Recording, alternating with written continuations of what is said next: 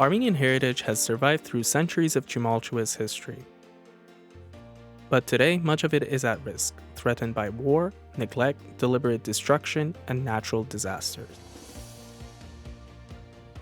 At the end of the 2020 war, it became clear that the fate of hundreds of ancient monuments was more uncertain than ever. We mobilized in just a few days before access was cut off. We scanned as many monuments as possible.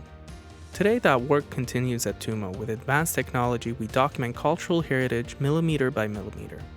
Laser scanning captures the exact geometry of monuments. Photogrammetry reconstructs colors, surfaces, and textures, blending thousands of images together. Back in Yerevan, our team turns this raw data into high-resolution 3D models, which can serve as a foundation for restoration, research, and education. So far, we have scanned over 240 sites, and we continue daily for historians, architects, designers, and future generations, not only to preserve, but to build a future where heritage remains vital. The Armenian Heritage Scanning Project.